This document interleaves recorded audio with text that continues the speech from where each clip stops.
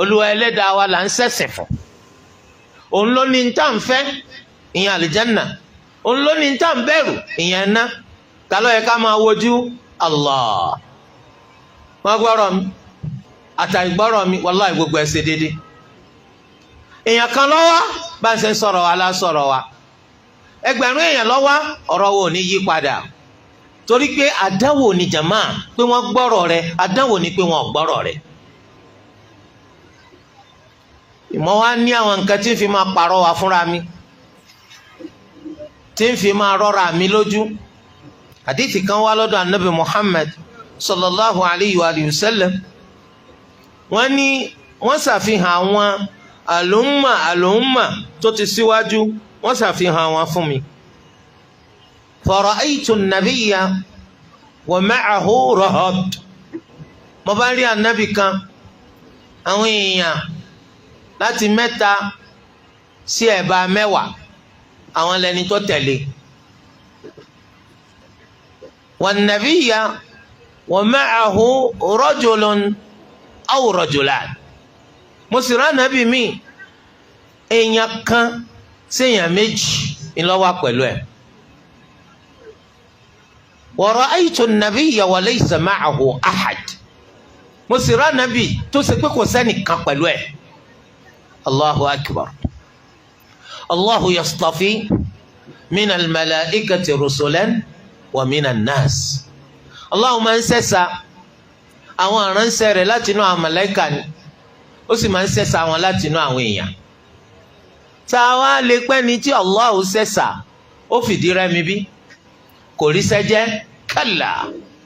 Ṣùgbọ́n àdánwò Olúwa ni, àdánwò rẹ̀ ni. Ẹ wá dúró ọdún tá nàbì Nuha ṣe, èèyàn mélòó ló gbàgbọ́? Allahu ní àwọn èèyàn díẹ̀ àwọn ni wọ́n gbàgbọ́. Kódà nínú ọ̀rọ̀ táwọn onítafsírì sọ, wọ́n láwọn èèyàn díẹ̀ ń gan àwọn ará ilé rẹ̀ majority díẹ̀ ń, àwọn ọmọ rẹ̀. A tún rí ìyàwó tó náà tó sórí ibú. Sáwà pé ànábì Nuha ó fìdí rẹmi ni? Kò fìdí rẹmi rárá. Ànábì tí wọ́n ránṣẹ́ tán dìídì gbé dìde láàrin àlòmọ̀ kan tó ṣe pé èèyàn 3 sí 9 ló tẹ̀lé, ọ̀kan èèyàn 2 ló tẹ̀lé séèyàn kan, ọ̀kan èèyàn kan kò tiẹ̀ tẹ̀lé. Àwọn tó lu aránṣẹ́ nù, ta ló rán wá ṣẹ́? Àwọn tá a kọ́ kí ó, ta ló rán wá ṣẹ́? Wọ́n á ní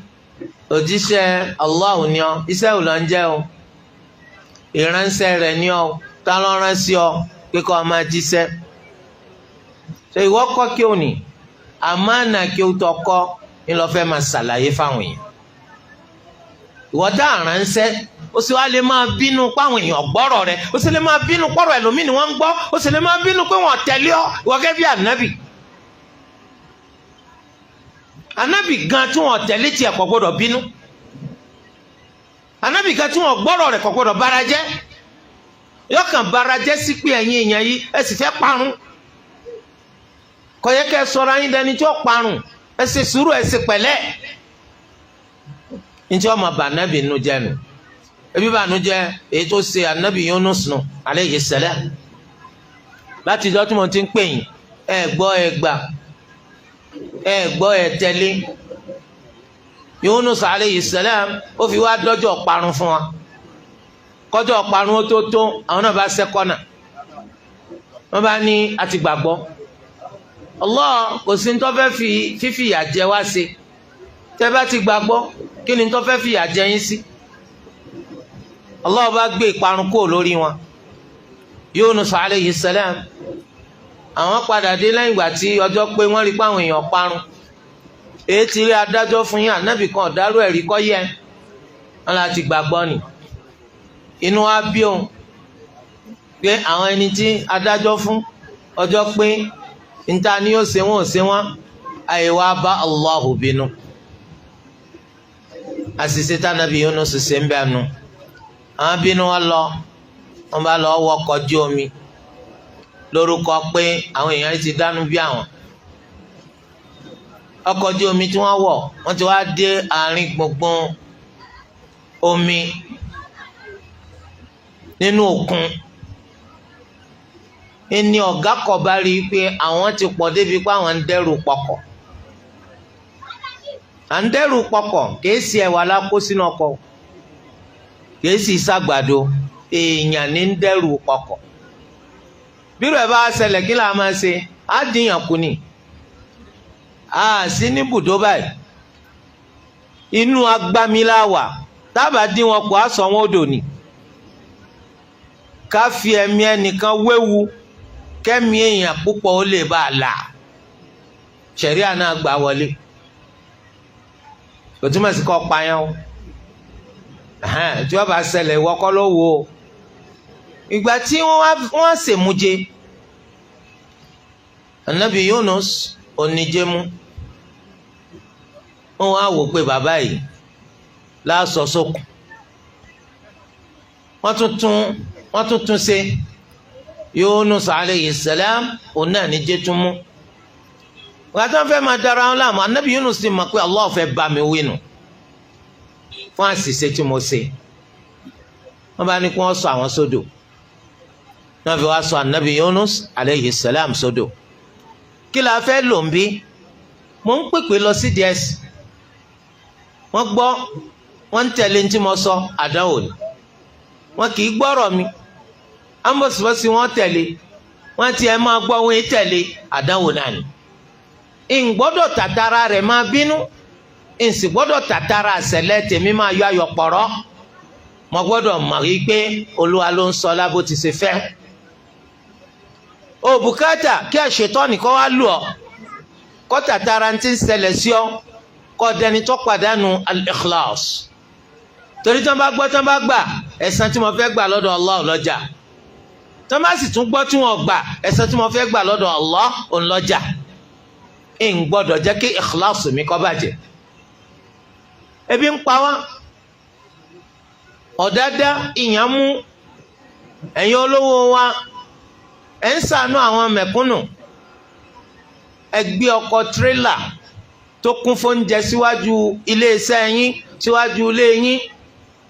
ẹni gbogbo ẹni tó jú ń pọ́nkọ́ máa wá kí wọ́n máa fún wọn lóúnjẹ bí iye èèyàn tí ń jẹ lábẹ́ rẹ̀ nínú ìdílé rẹ̀ bó bá ti ṣe pọ̀ sí ó ní kí wọ́n fún lóúnjẹ sí walhamdulillah àwọn èèyàn ó di pé ẹ̀yin ni wọ́n ń fọ rere yín ní gbogbo orígun mẹ́rẹ̀ẹ̀rin ìlú ẹ̀yin ni wọ́n ń sọ dáadáa yín ní gbogbo àyíkáyè wọ́n ń ṣàdúrà fún yín ní mẹ́sàn-án mẹ́wàá ẹjọ́ já sí pé oúnjẹ tẹ̀ ń fún wọn ìrànlọ́wọ́ tẹ̀ ń ṣe fún wọn ẹjọ́ jẹ́ pé ẹ̀ ṣe ń torí tí wọ́n ń padà wí yìí o ẹ̀ ṣe ń torí pé ẹ fojú sunkún ó lè kà yín kún ẹ̀ ṣe ń torí kún ó lè bá a pé tí yín yàtọ̀ láàrin gbogbo olówó lẹ́yìn ẹ̀ ṣe ń torí kún ó lè bá a mọ gbósùbà fún yín ẹ̀ ṣe ń torí kún ó lè wo dáadáa tẹ̀ ń ṣeun kí kálukú tó bá bímọ lẹ́yìn ẹ̀ tẹ̀ ń ṣeun kó máa sọmọ ló kọ yín ẹ̀ ṣe ń torí ẹ̀ ṣe ń torí pé ń wá ń tọ́ wà lọ́dọ̀ Allah ẹ kú oríire kí wọ́n gbà kó tún máa bu yín àwọn wọn mà adìẹ tó sùn tí ó tọ̀ ara rẹ̀ lọ́wà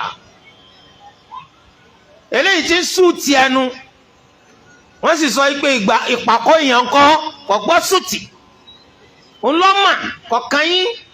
nítorí pé ẹni tẹ́yìn ṣe ń torí tiẹ̀ tó bá ti tẹ́wọ́ gbà àbùsẹ́bùsẹ́ ẹjọ́ jẹ́pá ni ẹ̀yin dáa ẹ kọ́ mọ́sálásí sọ́tún ẹ kọ́ mọ́sálásí sósì ẹ ń ṣèrànlọ́wọ́ fáwọn opó ẹ ń ṣèrànlọ́wọ́ fáwọn ọmọ òrukàn gbogbo nǹkan yìí ẹ ń ṣe lọ́nà tó yẹ pé ẹlẹ́dàá yín nìkan ló mọ̀ pẹ́ ń ṣe kò bùkátà kéèyàn ọmọ bọ́lọ̀ ń bá rí ọjọ́ yẹn náà rí ọ yóò bá lẹ́vù nìyẹn kò sí ní ta fẹ́ fi ṣe tí Allah bá ti rí wa sá àpàdánù wallahi àpàdánù kankan tí gbogbo ayé bá rí wa tí Allah ò rí wa ńkọ́ kí wọ́n lọ fẹ́ pò ó ṣe ó rí ọ àmọ́ nígbà tó ṣe ń torí tiẹ̀ kò rí ọ ò lẹ́sàn kankan tó fẹ́ gbàǹdí ẹ̀ àdánwò ńlá nù nítorí pé máa ń wu ẹni tó bá lówó náà kọ́ ẹ pé gbogbo ibi táwọn bá wà wọ́n ń yìn àwọn gbogbo ibi táwọn bá wà wọ́n ń sọ̀rọ̀ àwọn dáadáa ẹlòmíì ọ̀sà dédé sànà pé mò ń wówó mo fẹ́ lówó àfi kí n dẹni pàtàkì láwùjọ mi èèyàn wọ́n máa sọ̀rọ̀ mi dáadáa sọ àdánwò ni àdánwò yẹn wá bọ̀ nígbà tá àdánwò yẹn bọ̀ ṣé wọ́n tún àníyàn rẹ ṣe ó fún yàn lówó ó ní à ń jẹun ọba sì wọlé ọba gbé 10 million fún èmi pẹ̀lú rẹ̀ tá a bá kà wá mélòó ni wá ó ní méjì ta ló sì kẹta wá ó ní Allah má jẹ́ kí ẹnìkan kan tún gbọ́ ọ̀rọ̀ yìí má kọ̀bá àmóore kọ̀bá àmóore má jẹ́ kí ọjọ́ kan wá nínú ayé yìí tó fi wá sọ̀rọ̀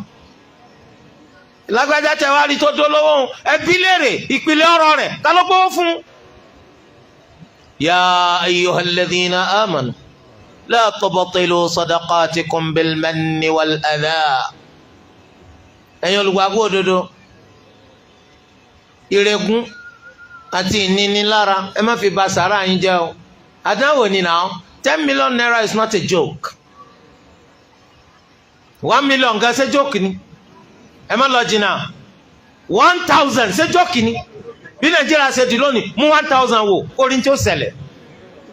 bóyá ó ti débi tí ọ̀dà kó tó di pọ̀ dára rẹ̀ mà.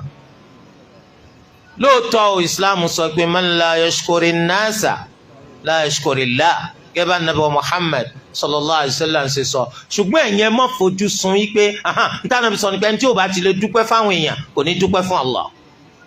ẹ̀yin ẹ má wàá wo ti pé mò ń fẹ́ kó dúpẹ́ fún mi ẹ dákun ẹ má jẹ́ ó wà lọ́kàn yín láíláí nígbà tẹ̀ ń sọ̀rọ̀ o. torí pé ètò súnmọ́ jù onípítà bá ṣe èèyàn gbẹ̀rún lóore èèyàn 10 ni ó dúpẹ́. torí pé Olúwa ẹlẹ́dàá wa gan aláìmoore la jẹ́ sí innal insana li rabbihi lakanud. Olúwa ní dájúdájú mo búra aláìmoore lèèyàn jẹ́ sí ẹlẹ́dàá rẹ̀. Olúwa ẹlẹ́dàá wa aláìmoore la jẹ́ sí bóyá wàá lé èèyàn kúrúntù sí èèyàn kúrúntù aláìmoore náà ni ó jẹ́. ẹ̀yin ẹ láfojúsùn pé Allah lẹ́ ń fẹ́ kó dúpẹ́ fún yín kì í ṣèyàn yìí. tó bá sì dúpẹ́ fún yẹn kú oríire ni bó lẹ́yìn ó sì wá ṣe gbogbo ń tẹ́ ń ṣeun ẹ̀ ń náwó pọ̀ báwo lẹ́sẹ̀ ṣe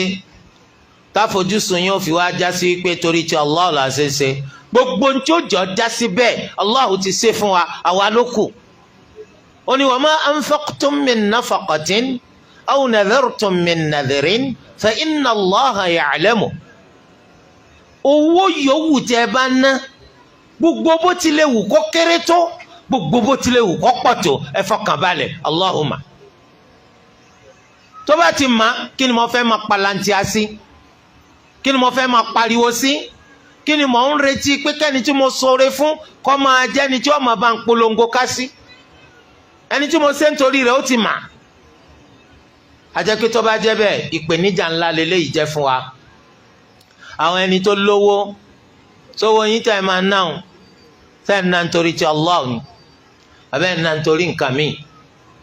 tẹ́ ẹ máa ná nítorí nǹkan míì ẹ gbà pé gbogbo ètò ẹ ti ṣeun ànádànù ni wọ́n ń pè nínú ìgbésí ayé yín.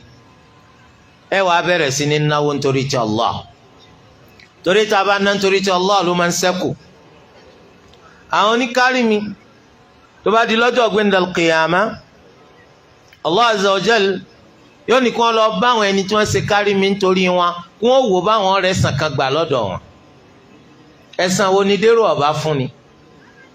faqidu shay la yu'ti ntó níbo ló ṣe fẹ́ fún mi. torí ẹ̀ àwọn èèyàn tó bá pọ̀n la fojú sùn kí wọ́n máa yìn wá torí wọn là ń ṣe gbogbo ń tà ń ṣe torí wọn la ṣe pa gbogbo ń tà pa tètè ká mọ̀ pé òfò lásán là ń ṣe òfò ní gbogbo ẹ̀san ṣẹ́wọ́ ọjà sí torí pé òun lálùjánnà bẹ́ẹ̀ ni kò níná kí wàá ni mo fẹ́ sọ ìjọsìn mi sí ntí ó jẹ́ nítorí tiẹ̀ nìkan. tọ́ba ni ọ̀kàrẹ̀ masha Allah la quwwata illa billah and then level kò sí kankan tó fi rí gbà lọ́dọ̀ Allah. àmọ́ tá a bá ṣe nítorí tí Allah ààrẹ sàn wà gbà. bẹ́ẹ̀ náà lẹ́yìn tẹ́ sangun lẹ́yìn tẹ́ lágbára tó a máa ń lo eegun rẹ láti fi dá nǹkan rú tó a máa ń lo eegun rẹ láti fi dá lóró kọ́ lè bá a máa gbósùbà fún ọ wọ́n lè bá a sọ pé nílẹ̀ yìí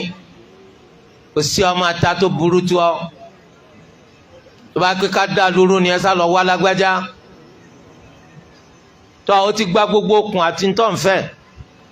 kí ni ó ṣẹ́kù fún ọ lọ́dọ̀ Allah pé ó fi egun rẹ̀ ṣe tó bá di lọ́la gbẹ̀ndàl qiyama. àwọn èèyàn mẹ́ta kan nínú hadith anabi Muhammad sallallahu alayhi wa sallam àwọn ni wọ́n fi ṣe àkọ́kọ́ àwọn tí wọ́n fi ṣe ìkóná lọ́jọ́ gbẹ̀ndàl qiyama. olùmọ̀ olówó jagunjagun onímímà Allahu ti mà tẹ́lẹ̀ náà yóò ní mo fún ọ nímà kí ni nǹkan tó fi mà náà ṣe yóò ní wa Allah ó fún mi nímà ó kọ́ mi lálùkùránì ó tún fi màmá mi mo fi mà yẹn mà àwọn èèyàn ni gbogbo ẹni tó ní bùkátà sí mo fi yé wọn mo fi kọ́ wọn. Allah ọba arínúróde yóò sọ pé kò rí bẹ́ẹ̀ níṣẹ́ ló ṣe bẹ́ẹ̀ kó lè bá a pè ọ́ lólùmọ̀ wọ́n sì ti wí bẹ́ẹ̀ láyé ó ṣe nítorí tí Allah kò sí nǹkan kan tó ṣẹ́kù fún ọ lónìí jù náà lọ.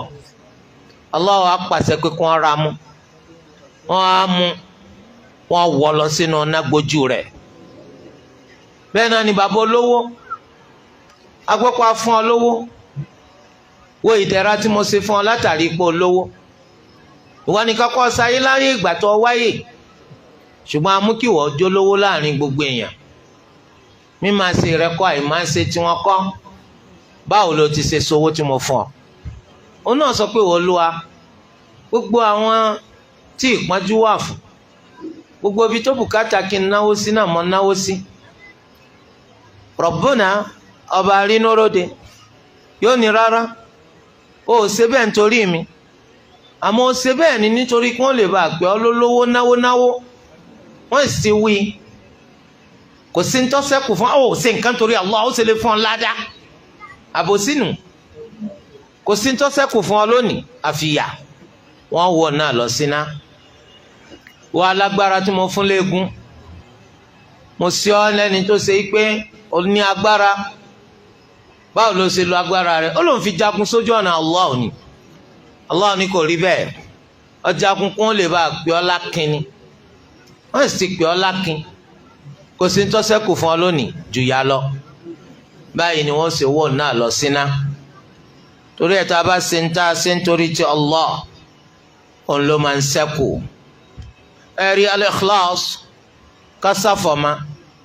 òun náà ni ọba lọ́fíńdà eléyìí tó ṣe pé wọ́n gbé pamọ́ sínú ọkàn òun ni ọba lọ́fíńdà tán gbé pamọ́ sínú ọkàn tí Allah bá wá ní kéèyàn ó rí lò kéèyàn ó máa lò yóò mọ wá rùn òórùn tó dùn láti inú ọkàn yóò tún jáde láti wá hàn lára gbogbo oríkèéríkèé ara. àmọ́ ńjọ́ tí èèyàn bá ti ní dèkòdèkò pé yóò wá rí lò ẹ rí i pé rúnrún ràì ìní ọmọ àrùn kò ní sóòrùn tó dáa lára rẹ̀. al-ikhlas inú ọkàn ló máa ń gbé tó bá ti ráàyè jókòó nínú ọkàn kò sí bó ṣe lè mú mọ́lẹ̀ yóò jáde wá lọ́nà tí ó fi hàn nínú gbogbo wa ìṣe àtẹ̀sìn rẹ̀. kò nídìí kó ṣẹ̀ṣẹ̀ pariwo yóò máa hàn nú ọ̀rọ̀ rẹ̀ yóò máa hàn nú wa rẹ̀ yóò máa hàn nú ẹ̀sìn rẹ̀ ike torí ti Allah ńlọ ṣe ń ṣe gbogbo tó ń ṣe yìí báyìí. kò sí tàbí ṣùgbọ́n tí èèyàn bá ti mọ̀ pé iṣẹ́ ìjọsìn tí mo fẹ́ ṣe yìí ìní ṣe ń torí ti Allah mà dájú ṣáájú kó tó ṣiṣẹ́ ìjọsìn pé mo fẹ́ fìyà jẹra mi mo fẹ́ jẹra mi yà nítorí pé tí o bá ti ṣe ikhlas gbogbo sọlá gbogbo hajj gbogbo siyam ìfìyàjẹrẹ ni gbogbo jihad ìfìyàjẹrẹ ni gbogbo zakat ìsọwọ́nù ni kò nítumọ̀ tí o bá ti sí al-ikhlas. ọkàn jẹ́ pé òní rẹ ni kí ọ pé ẹ kú fìyàjẹra yín ẹ kú gbára sánlẹ̀ ẹ kú yàjẹ torí ẹ ọ̀rọ̀ wọn nígbà tó ẹ pé ṣé òní gbà tí ó bá ti ṣe ikhlas torí àwọn sọ pé àwọn májẹ̀mú méjì kan wà lára gbogbo sẹ́ta bá ṣe tọ́jẹ́sẹ̀ ìjọsìn tí ó fi jẹ́ kó jẹ́ gbígbà òun náà ni al-ikhlasu wal-mutaba'a. kásẹ̀sìn tá a ṣe nítorí ti Allah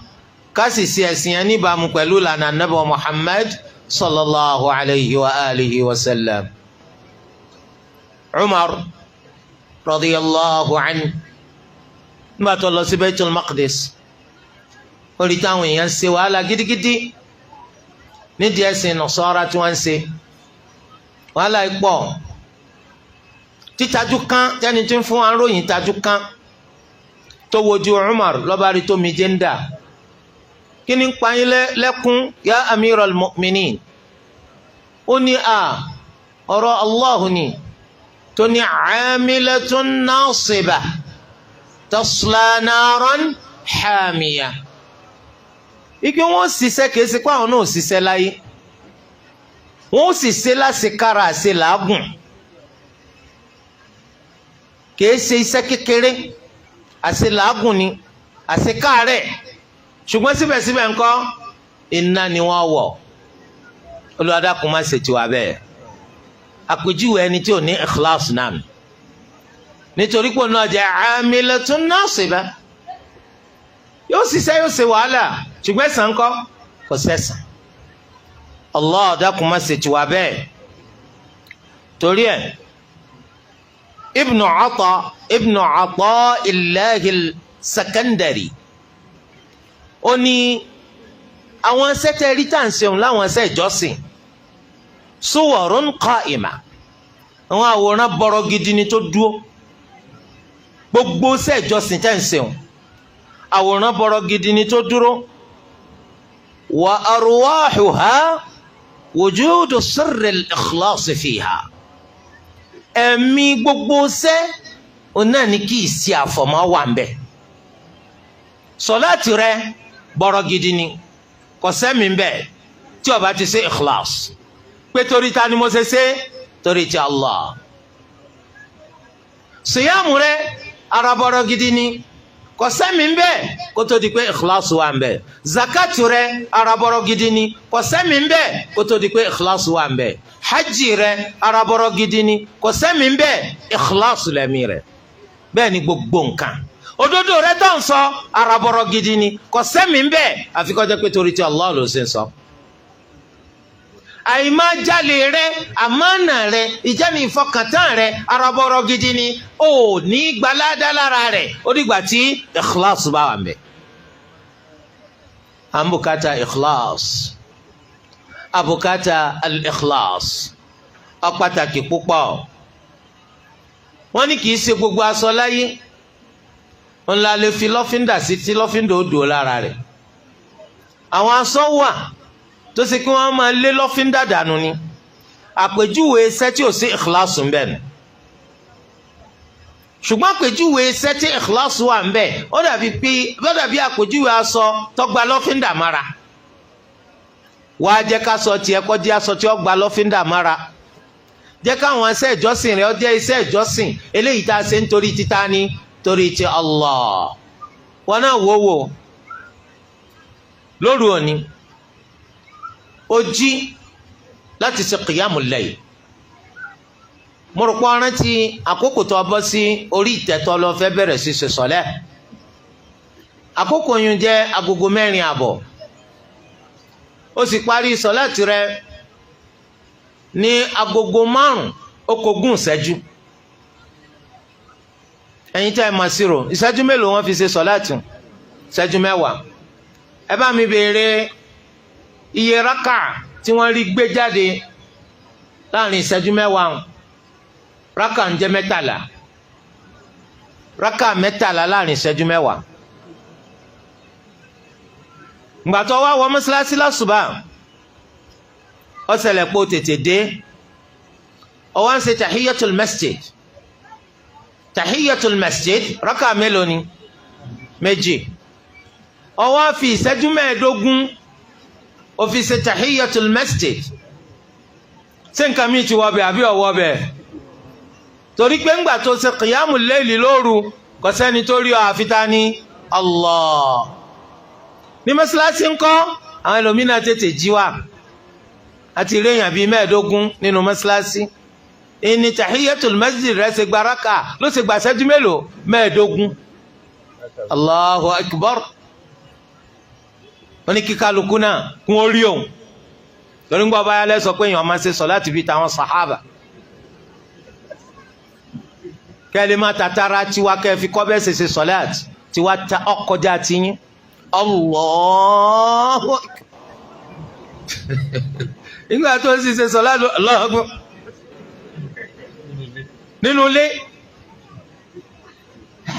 arabi tó ti mọ̀ pé ṣé torí ti Allah mo ṣe ń ṣe àbí ṣe torí ti Allah. torí ẹ jẹ́ àkíyèsára ṣé sọ̀láàtù ẹni tó ní ikhlas iná ní sọ̀láàtì tá ń ṣe táwọn wo bàbá ilé ọ̀kan tó jẹ wá lówó pọ̀ náà tí wọ́n mọ́ṣáláṣí okùnbi tó gbégbà lónìí. ṣé sọ̀láàtì tí ikhlas wà nù. bàbá ń tún rọra bọ́ sẹ́gbẹ́ ọ̀tún pọ̀ ń fẹ́ kí ẹni tó wà ń bẹ̀ ó tún fojú lé lọ́bẹ̀ ó tún bọ́ sẹ́gbẹ́ òsì ó tún ní òkè orúkọ ọ̀sán ẹ̀dá kò sí ìkíláàsì wa ń bẹ́ o kò sí ìkíláàsì ń bẹ́ ọ̀ ń tan rẹ̀ dànù ni ọ̀ ń tan rẹ̀ dànù. so ó túmọ̀ sí pé kùdìẹ̀kùdìẹ̀ wa kú púpọ̀ àti ìrí ọkàn wa ṣẹ́gun àfi ká sì gbìyànjú láti ṣẹ́gun ọkàn wa kọjá ntaari tẹ̀ lórí ba fún pé gbogbo ntá wa ń ṣe ń jọ́sìn à ń ṣe ń torí nǹkan kan àfi ń torí Allah. tọ́ba rí wọn ní ọ̀pọ̀ nínú àwọn ẹni tó jẹ́ pé gbogbo ìdìde dúró sẹ̀sìn rẹ̀ lóru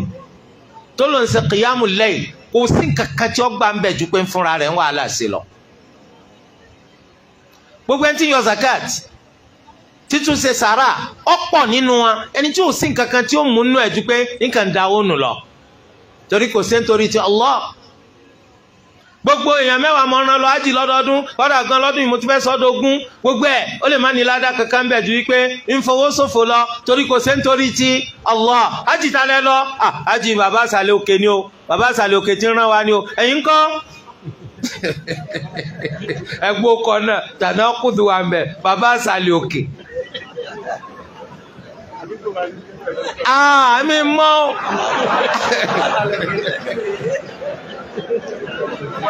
abánájú máa má bínú o. Allahu akbar. Wallahi wọn máa rán wọn lọ hajj nítorí kankan àfi pé ń fẹ́ korúkọ wọn hàn. ládàá la gbà mẹ́ wá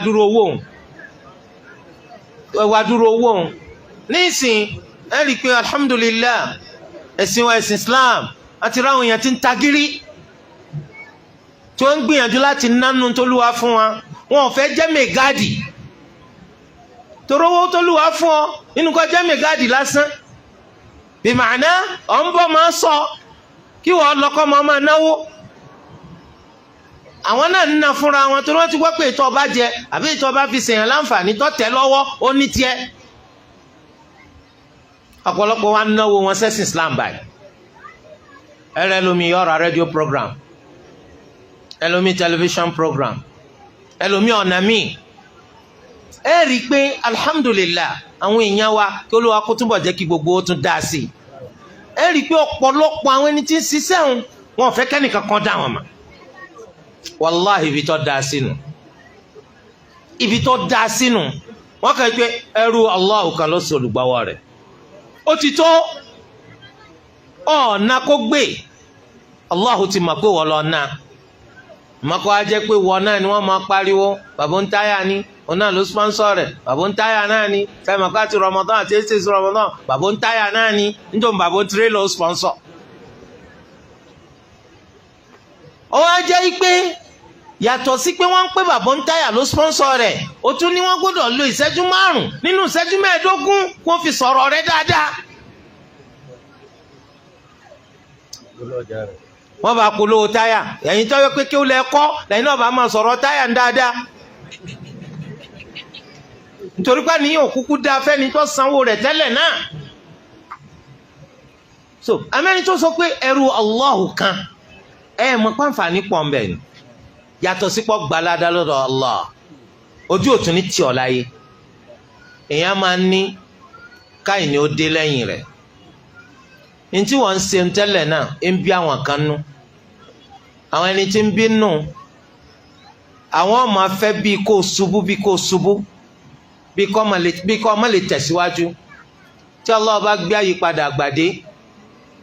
ó wàá lówó débi pé ó tún lè solùgbọ̀wọ́ ọrú ètò bẹ́ẹ̀ mà kí làwọn ọ̀tọ̀ máa wí ọ̀tàn bí ọ̀tàn tí bá ti sọ fún wọn pé kò lè kalẹ̀ ẹnìkan ní kò tiẹ̀ dọ̀sán gan pẹ̀lú inú wọn máa dùn so wọn ní ọ̀tàn àbí ọ̀tàn bàbá ń táyà ọ̀tàn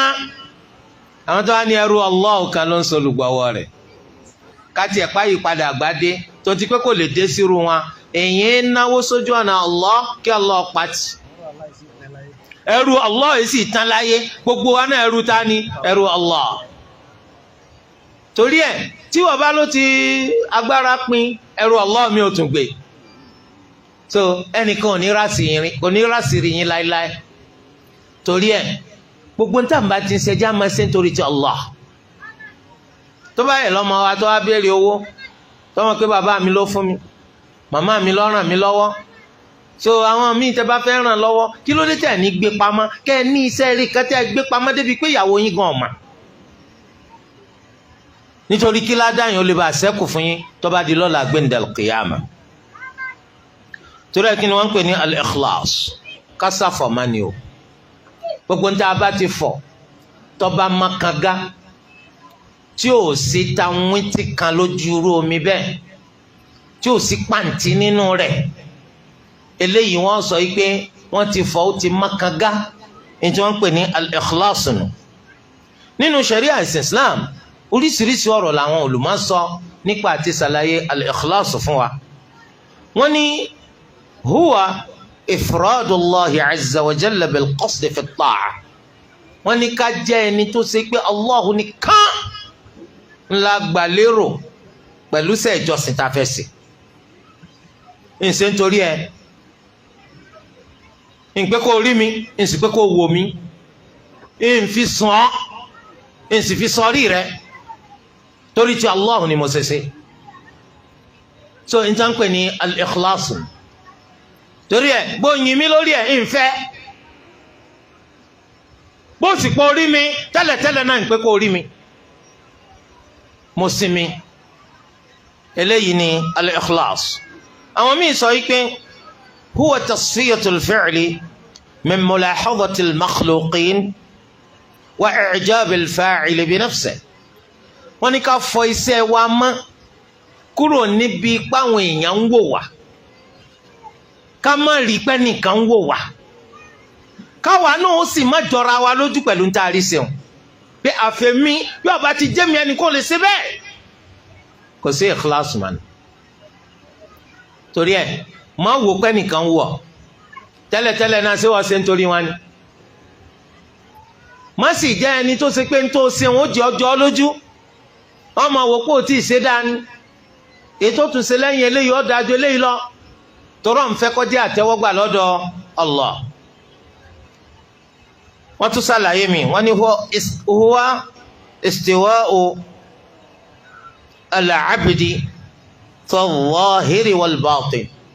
wọ́n ní kí ẹrú bá ti ṣe rí gbangban kọjá pé bẹ́ẹ̀ náà lórí ní kọ̀kọ̀ rẹ̀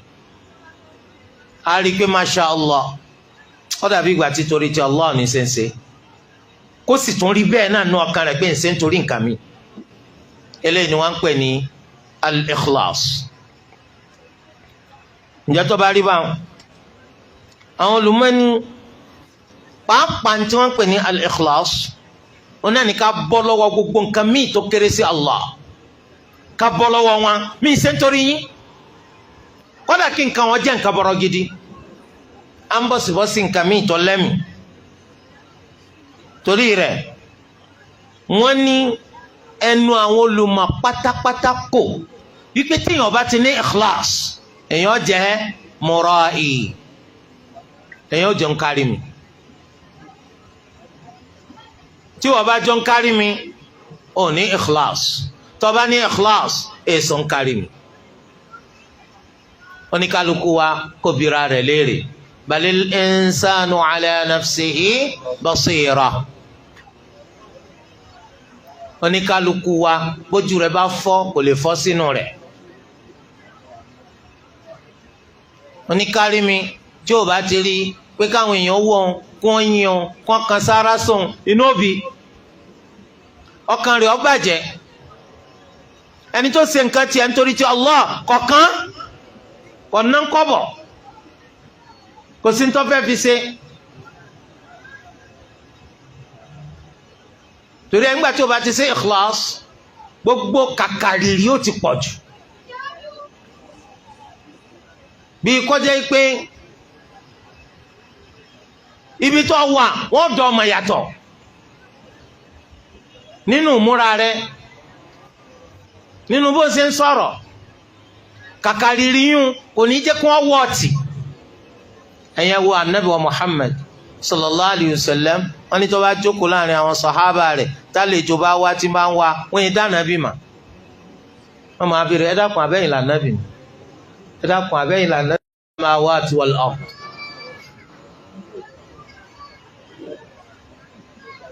lọ́fíń dáhùn yóò jẹ ọba tó yẹ pé gbogbo ads towers yóò máa sọ́ra kò ní máa wọ aṣọ ìlú mọ̀nká kò ní fẹ́ wọ mọ́tò irú rẹ̀ pé méjì ń lò kò ní fẹ́ fẹ́yàwó wọn ò fẹ́ rú rẹ̀ wọ́ sakiri kò ní fẹ́ jẹ́ ẹni tó ẹkẹ́ tí bá ń sọ̀rọ̀ yóò máa ṣe ìṣe tí yóò fi pàkíyèsí gbogbo aráyé torí pé òun ń wò wípé kí ní ń ṣe tí òun ní bá sẹ̀mí jẹ́ ń lòun fẹ́ ṣe kí ní ń ṣe tí ládàá mi ò ní sọnù lọ́dọ̀ Allah ni wọ́n fẹ́ máa ṣe. Al-Fudayl ibn Iyad rahimahullah oni tarkul amali min ajli an-nasi riya kakọ̀ láti ṣe nǹkan kan torí àwọn èèyàn kárí mi ni o ya hajj an fẹ́ kẹ́ bá wa kọ́ mọ́sálásí ó ní lè kọ́ kí ló dé torí àwọn èèyàn ni ọkọ̀ máa parí olúwa ẹ̀ka ni àìkọ́hún wọn ni kárí mi àríre wa fi'luhu wal 'amalu li ajlihim káwá ṣiṣẹ́ nítorí àwọn èèyàn shirk ìṣẹbọ sí Allah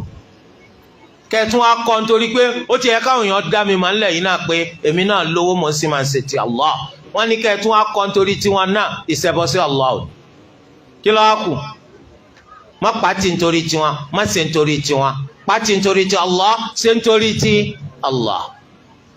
eléyìí ni wọ́n ń pè ní al-ikhlas má ṣe ń tó o ṣe nítorí Allah ṣe ń tó o ṣe nítorí ti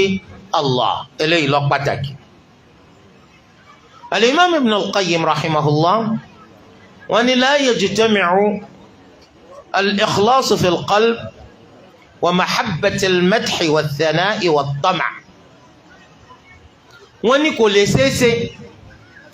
kí ìsàfọ̀mọ́ fún Allah kó pé pàdé nínú ọkàn ẹyọkan pẹ̀lú ìfẹ́ pé mo fẹ́ kí wọ́n máa yìn mí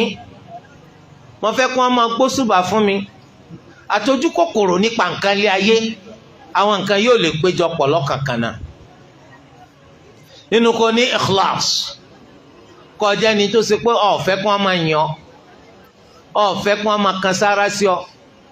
ó sì jẹ́ni tí ń sojú kòkòrò nípa nǹkan lé ayé àbí kó jẹ́ pé nǹkan lé ayé ló ń wá òun sì fẹ́ kí wọ́n máa yìn ọ́ òun fẹ́ kí wọ́n máa gbósùbà fún ọ ọ̀kan ló mú nínú gbogbo ẹ̀. ó ní gẹ́gẹ́ bó ṣe jẹ́ pé omi àti iná ò lè jọ péjọpọ̀ sáyè kan náà omi àti iná wọn ò lè jọ péjọpọ̀ sáyè kan náà omi ni ó padà pa iná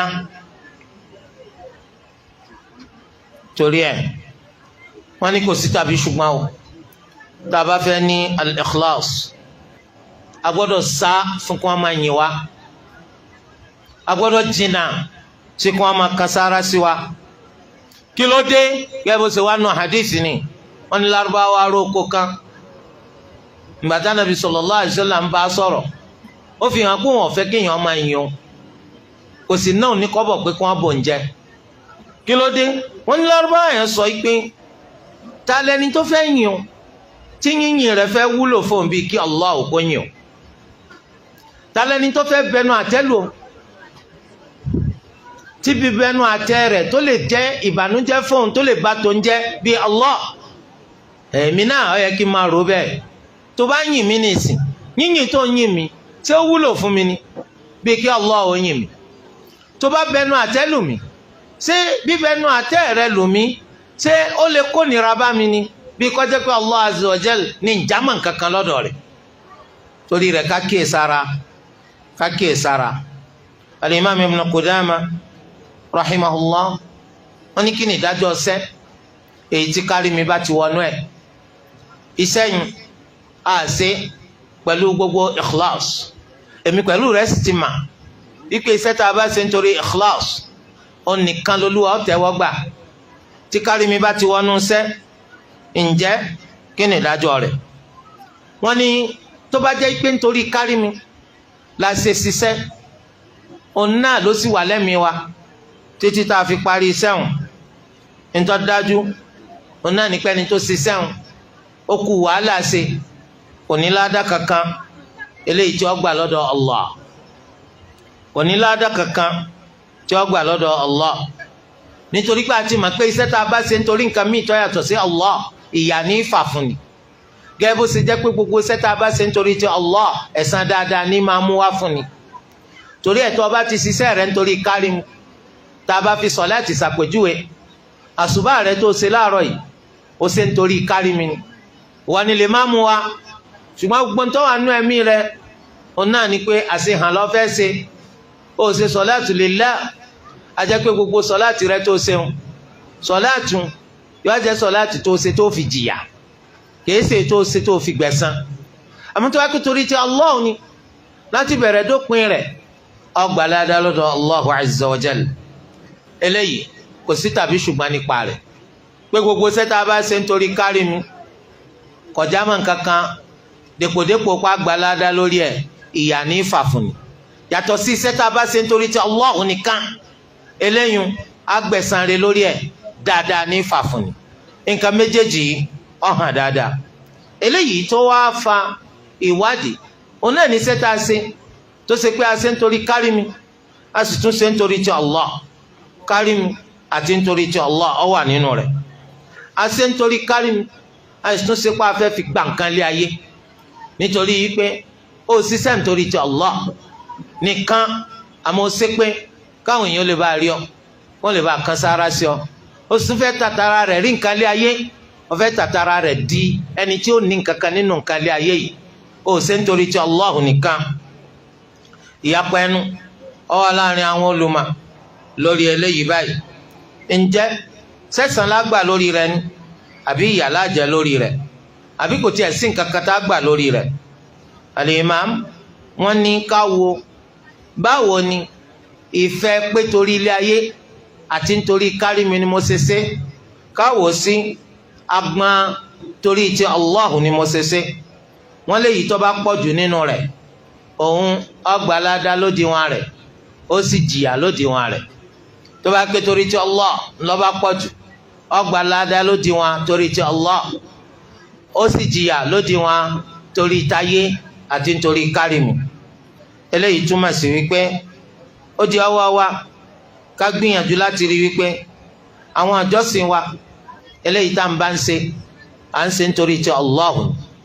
ó ṣeé ṣe kọjá pé ńgbà tá a bẹ̀rẹ̀ sí ní ṣe ìjọsìn wa torí ti Allah làníyàn wa àlàníyàn mi ju pé mo ń ṣe nítorí ti Allah lọ ṣùgbọ́n lẹ́nu ìjọsìn yun ní nǹkan ti wá ló bá sọ sí ọ lẹ́mìí pé sọláàtì yun àwọn èèyàn wọ ọ rọra díhun rẹ pẹ̀lú kí ó tó ń kéyun kọ́ wa pẹ́ dáadáa ní rúkúrú kó tún pẹ́ dáadáa ní foríkanlẹ̀ so lọ́ba di pọ́n tẹ̀lé ìtaṣetọ́ ni ń pè fún ọ tó bá yẹ kó bí ṣe ń pè fún ọ lọ́ba ń dáhùn fún àwọn olùmọ̀ wa ní sọ̀láàtì rẹ̀ bàjẹ́ ó sì tún ní túnṣe nítorí pé kárí mi bá wọnú iṣẹ́ ọba ṣẹ́jẹ́ kò tún á sáyè pé ó tuntun ṣe èyí ń di tí ó dìbà lẹ́jọ́ fún ọ lọ́jọ́ gbẹ̀ndàl kìyàmù àmọ́ tó bá ké bó ṣe wáhùn tí wọ́n sì ti bẹ̀rẹ̀ sọ̀láàtì rẹ̀ nítorí ti Allah bẹ́ẹ̀rù torí tayé òun torí kárí mi ṣe wá sẹ́mi rẹ̀ ló ti dànù lọ́lọ́ọ̀ní gbà ká lóru kọ́ bá tiẹ̀ jẹ́ onígbà torí ti Allah nìkan ni mi ní sẹ́ nítorí nǹkan mi torí ti Allah lọ́wọ́ parí sọ̀láàtì ń bẹ̀ àwọn olùmọ̀ alọ́gbà ládàá rẹ̀ eléyìí túmọ̀ sí pé ad-dunya sira' ilé ìjàkadì nílé ayé yìí èyí sọ̀rọ̀ alẹ̀ o láàrin rẹ̀ àtẹ̀mí rẹ̀ láàrin rẹ̀ àtọkàn rẹ̀ o gbọ́dọ̀ sọ̀rọ̀ alẹ̀ ẹ̀ ń pínwó ẹ̀mí yìí sì ní pẹ́ńpẹ́ nítorí ti Allah lẹ́nìkan bá dé ní bá ń pè lágbájọ́ ọmọ aláàní ìbáwọn ọ̀ràn bàbá rẹ̀ ni wọ́n ti ń rọ sílẹ̀ kó tó di pé òyìnbó dé òyìnbó tún dé tó wọ́yìn pọ̀ sí òye ṣàánú yóò máa dáa fún ọ ni lẹ́yìn náà bá ń wòra pé yes eléyìí máa yìí bá a ṣe ní ká ẹ máa ṣẹnu ẹ̀yin èèyàn tẹ́ kàn gbowó tẹ́ gbẹnu lọ ẹ máa pé nǹkan ti di nǹkan mìíràn àníyàn di nǹkan mìíràn ọ gbọ́dọ̀ gba láyé bàbá ẹ dákun ẹ dákẹ́ ibi tẹ́ bọ̀rọ̀ ẹ tó bá ń fẹ́ ìfẹ́ èmi ò fẹ́ ìfẹ́ kó o sì máa pín òwò rẹ tó ń pín lọ kó o sì jẹ́ ọdọ́kàn rẹ náà pọ̀ fẹ́ so àmì wo tó fẹ́ ṣẹlẹ̀ ń bẹ̀ ń pè ṣètọ́ni fẹ́ ọ fẹ́ gbẹnu eléyìí sọ ọ́ dẹni táníyàn rẹ bàjẹ́ ọ̀gbáláyè ọ pàtàkì tó tèmi pẹ̀lú rẹ tábà wá ní ikhlas nínú èrè tá a jọ jẹ ń làwọn nǹkan tí ń bọ̀ yìí aborí ọ̀tá tába fi lè ní ikhlas aborí ọ̀tá ẹ rí i pé gbogbo tẹ̀ máa ń ṣe láyé tó bá dàbí ìgbà tádùn àyìn fẹ́ gbà ọ̀tá yẹn pọ̀ àìsàdúrà ká má lọ́tà má ṣe àdúrà sí o àìsàdúrà ká má lọ́tà ká lọ́tà kọ́tọ̀ pọ̀ àmọ́ kọ́tọ̀ ọmọ rí wa borí kí Allah máa fún wa ń ṣẹ́gun lórí ọ̀tá torí ẹ̀ làwọn lárúbá máa ń ṣàdúrà pé Allahu jẹ́ kọ́tà rẹ̀ ọ̀pọ̀ nítorí pé bí ó bá dáa fún ọ ọ̀tá rẹ̀ ò lè pọ̀ ẹ̀rìn ẹni tó bá jẹ́ akúṣẹ̀ ayírádà aláìmọ̀ nǹkankan tó bá pọ̀rọ̀ ọ̀mà náà ni tẹ́nìkan bá tún lòun bínú irú rẹ̀ ẹ̀rí táwọn ọmọ sọ ó níṣẹ́ sírú ẹni tó tún yẹ kó máa bínú nù kí ló ní tó fi ń bínú ẹ̀ ọwọ́ alọ́ta lọ́tù ọ̀lọ́kẹ́sì kó máa wọ́ta kọ́ta o so ìwọ nísìn látàrí bí Allah ṣe ń gbé ọ̀gá tí ń gbé ọ̀gá tí ń gbé ọ̀gá ìwọ má bẹ́ẹ̀ nìkan kan jà o àmọ́ tó ń ta ìbá wọn jàun inú ọmọ àrùn wọn ẹlòmíì lè lọ forí sọ àpáta tọ ẹ rí i pé àwọn ọ̀tá tó pọ̀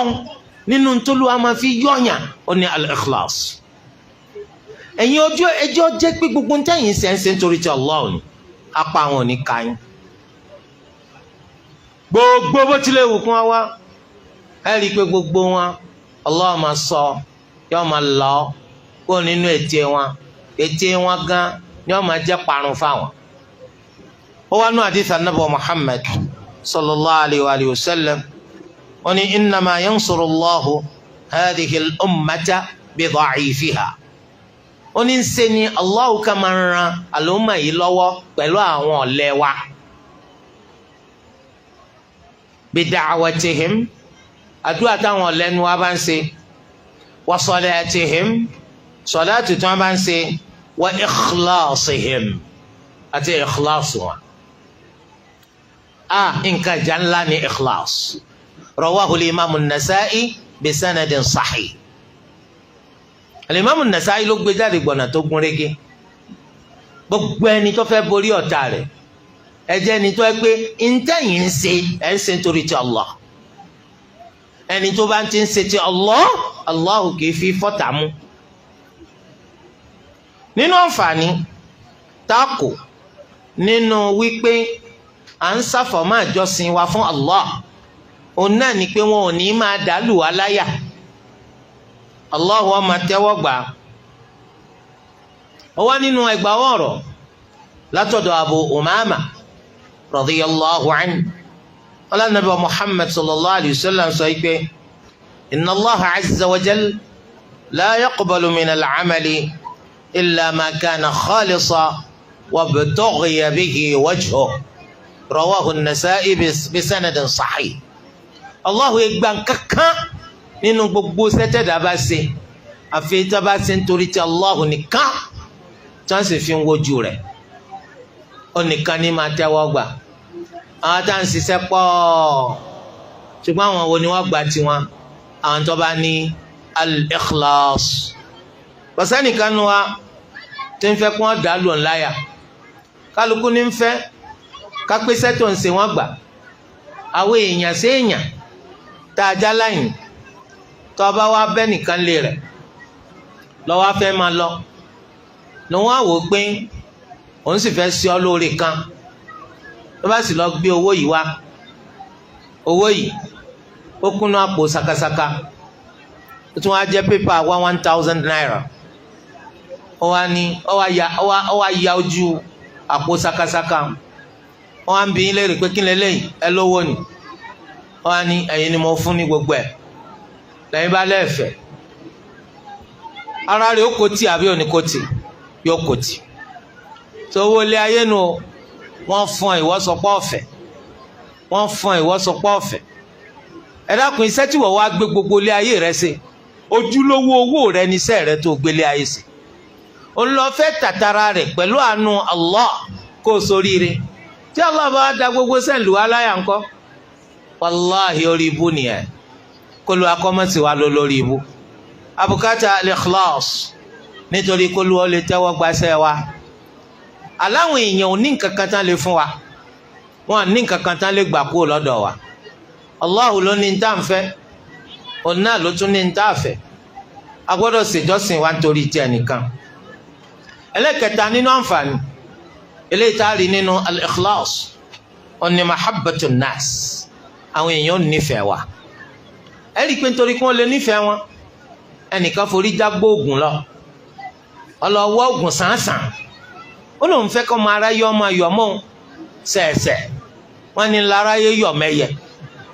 ọwọ́ ń wá ògùn ká ike mahabba yìí náà ni wọ́n fẹ́ mahabbatun nas.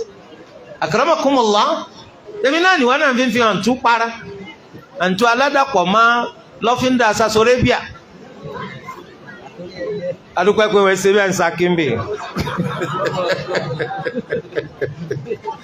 Ó rí i pé gbogbo bó ṣe fi ń para tó ara rẹ̀ kàn rùn ni kọ́ ọ́ dòórùn nígbà táwọn èèyàn fẹ́ràn rẹ̀ ó dòórùn. Tó ń bá ń fẹ́ láti jẹ́ káwọn èèyàn fẹ́ràn rẹ̀ ọ̀nà kan ní tó tún yá. Ó wá nínú hadith nípa Ànábì Muhammad sallallahu alayhi wa sallam àbí kó tó kan hadith Olúwa ní innal ladhina amanu wa amilu salihat sayaj'al lahumur rahmanu wudda.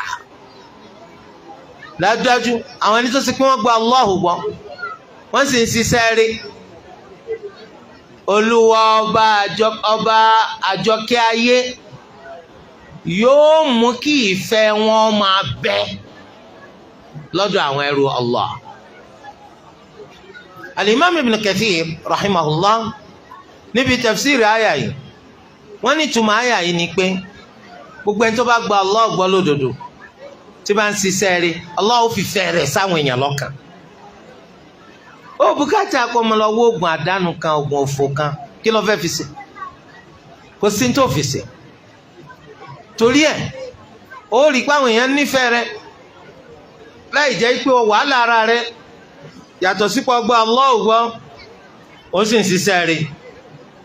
Ó wá nínú hadith Abu Hurairah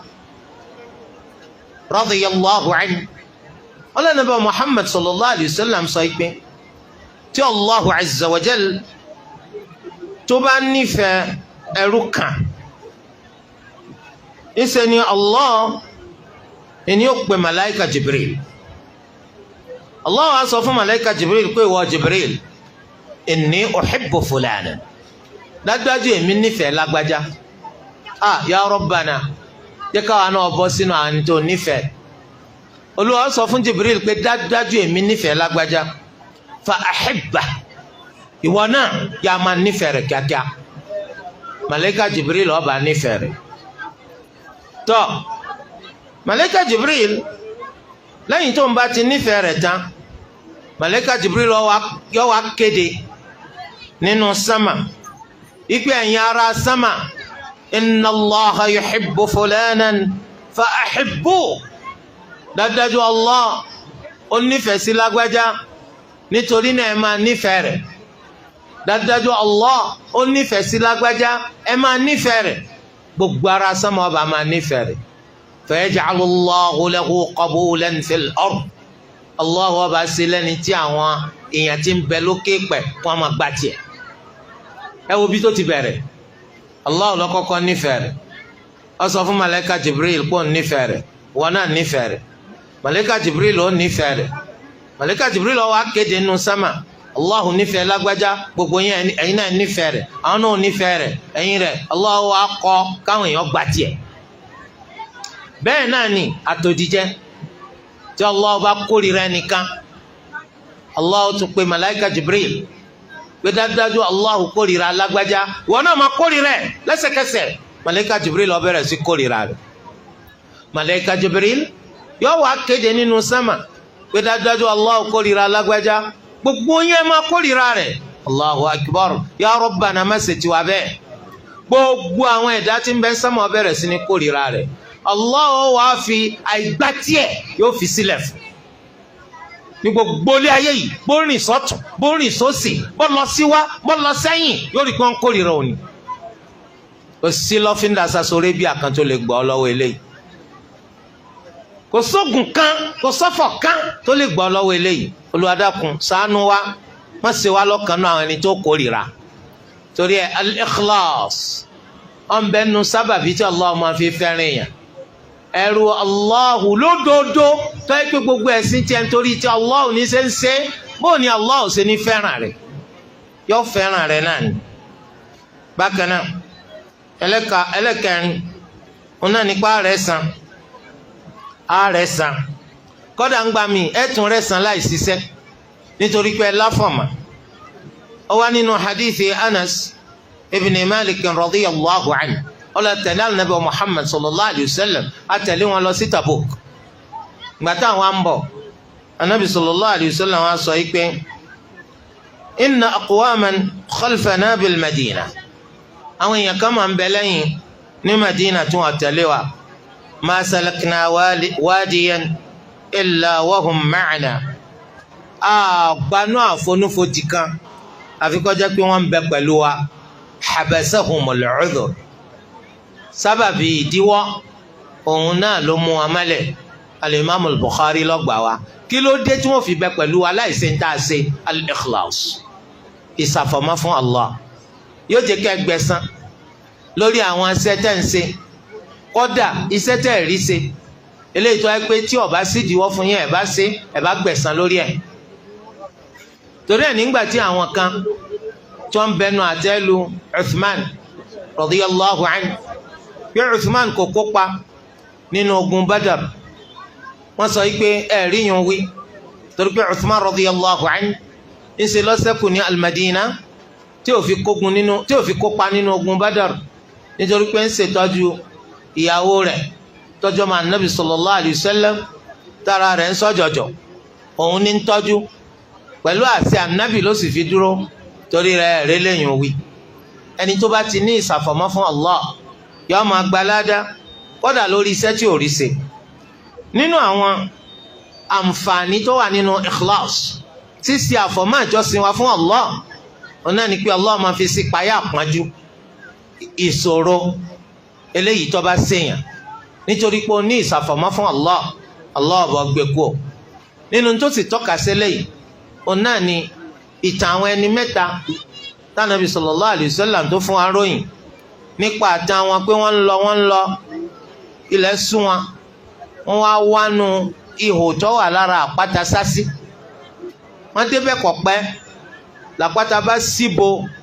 ojú ihò tí wọ́n sásí ọwọ́ á síbò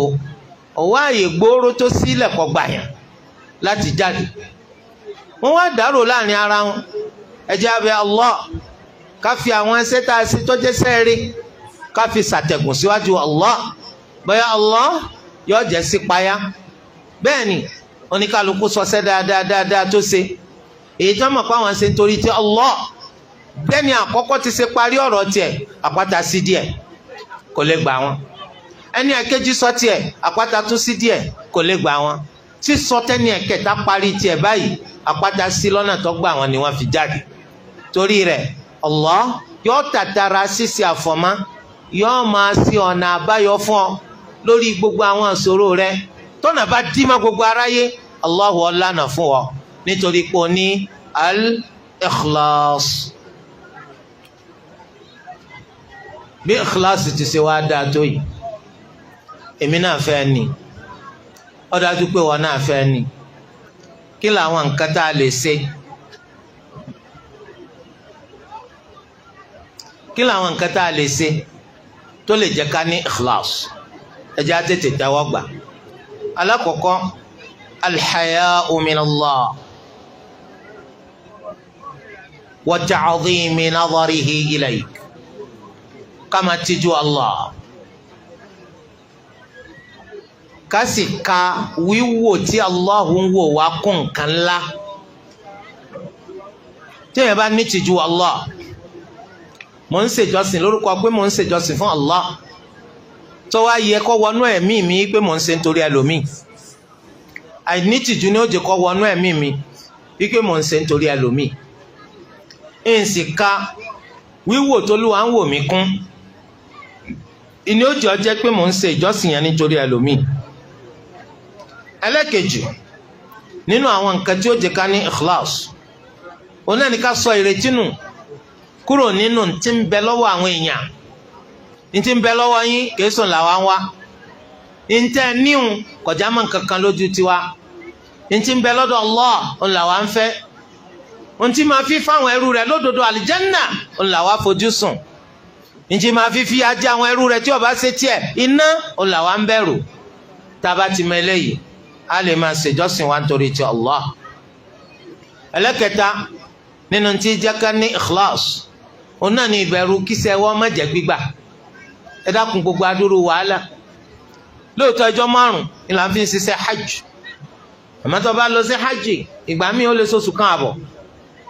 ẹ wá dúró wàhálà tó ṣẹlòmíì débi wípé gbogbo ojúlówó owó eléyìí tó mú lọ pé òun fẹ́ máa fi jẹun ó ti ná tán. owó tún wá wà tó ṣe pé ó ní wípé òun fi ra gbá òun fi ra wo àwọn nǹkan tó rà ní ríyàlì 10 kò ní kọ̀ láti pé kó wọn ta fẹ́ lómi ríyàlì 2 kó wọn lè bá rówó jẹun.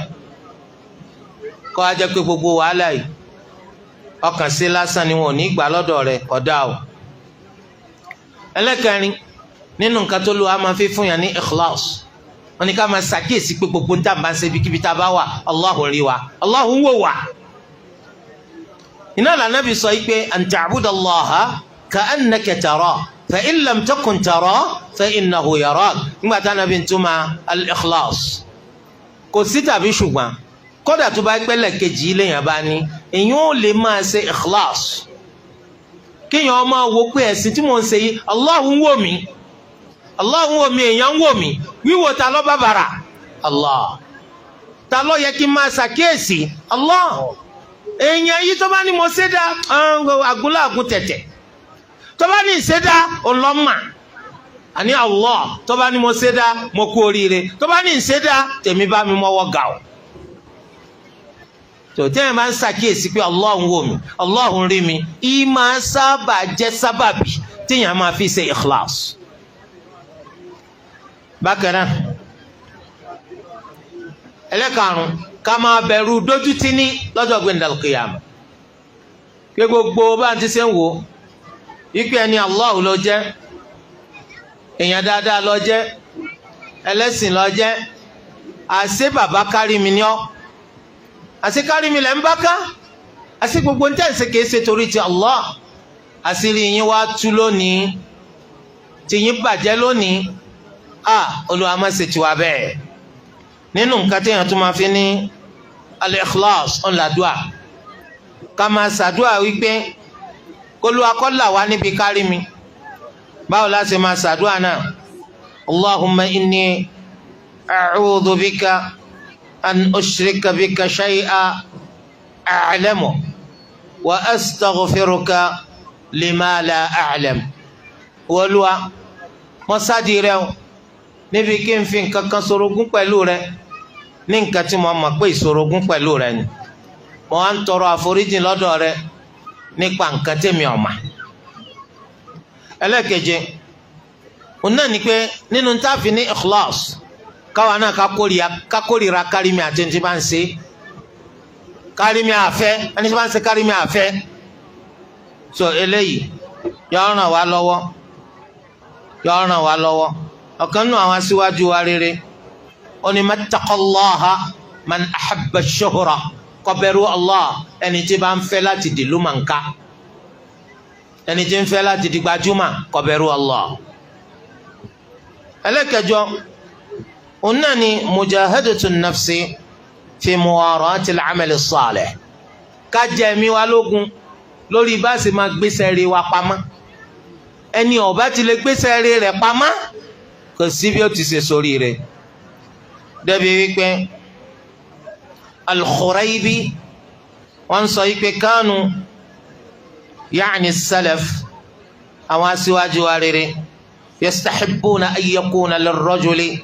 khabi'atun min 'amalin la ta'lamu bihi zawjatuhu wala ghayruha. Ìmọ̀ wù wọ́n kéèyàn ní iṣẹ́ kan téèyàn ṣe pamọ́ tó yẹ pé ìyàwó èèyàn gan ò ní mà á ń bọ̀sibọ́sí ẹlòmíì. tọ́ ẹlẹ́kẹsàn nínú tó ló wá máa fi ràn yàn lọ́wọ́ téèyàn fi máa ní al-ikhlas wọn náà ní musahabatul mukhlisin ká máa bá àwọn ẹni tó ní ikhlas ṣe kọjá pé àwọn ní ikhlas lọ́rẹ́ wa àwọn ní ikhlas lájọ dá nǹkan pọ̀ káwọn náà máa wá kọ́ wà wọn wò ká máa ṣe bí wọn. ẹlẹ́kẹ̀wá ọ̀nà ni ká máa ka ìtàn ìgbésí ayé anabi wa Muhammad sallallahu alayhi wa sallam àtàwọn anabi tó síwájú ìtàn ìgbésí ayé àwọn sàhábà àti tàwọn ẹni rere gbogbo. tá a bá ní ikhlas ẹ̀san rí wo láàrí tó bá di lọ́la gbẹ̀ndàl qiyama tá a bá ti kúta ikú á rí ìkẹ́nu sàárè àní báyà pàdé nù sàárè wa àní jẹ́ni tí ìfòyà ó ṣe títí ọba jẹ́ tí ìbẹ̀rù ọba tiẹ̀ jẹ́ lọ́jọ́ gbẹ̀ndàl qiyama. ìṣirò wa kò ní le koko a sì máa bẹ nínú àwọn ẹni tó lu oko sábẹ́ bòjì rẹ̀ a bẹ nínú ẹni tí ó mu nínú omi àbàtà nabi Muhammad sallallahu alayhi wa alihi wa sallam. Olúwa mú wa dúró láti lè dá afárá as-sirat kọjá lọ́jọ́ gbẹ̀ndàl qiyama. a tún láǹfààní láti wà lìjánná a wà láǹfààní ńlá láti rolú ẹlẹ́dàá wa. tí a bá wo a rí pé àwọn aṣíwájú wa rere wọ́n ti fi àwọn àpèjúwe ńláńlá wọ́n ti fi lélẹ̀ fún wa nínú al-ikhlas. ẹ jẹ́ ká sọ ẹyọ kan péré tó rásìkò ti lọ. Umar ibn al-Khattab radiyallahu anhu wọ́n ní Talha ibn Ubaydillah ó rí Umar lóru ọjọ́ kan. Umar ọmọ pé wọ́n ń sọ̀n ikú Umar jí lóru ló bá dàgbà ilé kan. gbàtí Umar wá délé yìí kí ló lọ sí mbẹ kò yé Talha sáfara sínko gbàtó ṣe sà Umar jáde ọlọ ẹ̀yìn gbàtí Talha radiyallahu anhu tó ti rí pé Umar radiyallahu anhu lọ́wọ́ nù léwu lọ́ba lọ báyà arúgbó kùjọ́kùjọ́ kan nù léyìí ní Talha wa ń béèrè pé kí ni Umar wa ń ṣe ń bí lóru toró ń rí pé bíi lọ́wọ́ ìyá yẹn bá ní bẹ́ẹ̀ ni ó ti tó yẹ ìgbà kan báyìí ní ìsìn tí Umar ò lè mọ́ wá bí láti wá bá mi ṣiṣẹ́ ilé mi lóru. La ilaha illallah yóò bá ń gbálẹ̀ yóò tún béèrè níta bá bùkátà níta bá la bùkátà yóò mú wa ní ti ń ṣe ó ti pẹ́ ẹ wo bó ṣe forú bóra ẹ wo bí ti ṣe ń jẹ́ pé ìgbà tó jáde ó ń wo pẹ́ nìkan ò ní rò ó ìbá ṣe pé Umar mọ̀ yìí pé Talha ibn Ubaydillah ó rò ń lọ́jọ́ Umar ọba pààrọ̀ àkókò tí ó tún máa lọ nítorí pọ́ fẹ́ láti ní sẹ́ẹ̀rì kan eléyìí tí ó ṣe láàrin rẹ̀ àti Allah eléyìí tí ò ní hàn sẹ́dá Allah kan tí ó padà jẹ́ sábàbí eléyìí tí ó fi rọ́nà lọ́lọ́la gbẹ̀ndàl qiyama. wáyé o wọ́n ti wí k'Olúwa dákun kó jẹ́ ká gbọ́, wọ́n ti sọ k'Olúwa kó jẹ́ kó wúlò fún wa. ọ̀dọ̀ wo èmi pẹ̀lú rẹ ike ká bá ọkàn wa sọ̀rọ̀, ká kó ọkàn wa níjànú. a gbọ́dọ̀ gbà fọ́kàn wa kó máa bẹ́ńbẹ́kúbẹ̀, a gbọ́dọ̀ gbà fún èrò ẹ̀mí wa kó máa wà wá ń wàkúwà. ká ṣẹ́ ọkàn wa mọ́ àtẹ̀mí wa, ká ṣẹ́ mọ́ sórí pé gbogbo ṣẹ́ ìjọsìn táwa bá ń ṣe à ń ṣe nítorí ti Allah nìkan ni, à ṣe nítorí nǹkan míì tó yàtọ̀ sí Allah, torí pé ibi tó rí ire wà nù. mo bẹ̀ Allah azza wa jal kó ṣèmi pẹ̀lú yín lórí ire, ní tí wọ́n á máa ṣe tí wọ́n máa fi sórí ire tayé àtàlùkìyàmà, Olúwa kó fèmí pẹ̀lú yín ṣe kòńgẹ́ rẹ̀. èyí tí wọ́n máa ṣe tí wọ́n máa fi ṣe kòńgẹ́ orí ibú láyé ń bí àti lọ́la gbẹ̀ndàlùkìyàmà, Olúwa ẹlẹ́dàá kó má fi wá ṣe déédéé rẹ̀. Olúwa ẹlẹ́dàá wa ètò ti dá nínú ọ̀rọ̀ oníkálukú, Allahu kó má bàjẹ́. eléyìí tó kù díẹ̀ káàtó, abẹ́ Allah kó bá wa tún ọ̀rọ̀ wa ṣe, kó gbàdúrà wa lórí gbogbo àwọn bùkátà wa táyé àtàwọn bùkátà wa tàlùkìyàmà. kọjọ dá fún wa láyé, kó dá fún wa lálùkìyàmà, kó là wá kó gbà wá níbi ìyáná, kó fi ikhlas kó fi ṣe wá lọ́ṣọ̀ọ́ nínú gbogbo ntá ń bá ń wí àti nínú gbogbo ntá ń bá ń ṣe àti nínú gbogbo ntá ń bá ń hù níwà. Olúwa kó má jẹ́ kí tiwọ́ gbé. subhanakallahumma wa bihamdik ashhadu an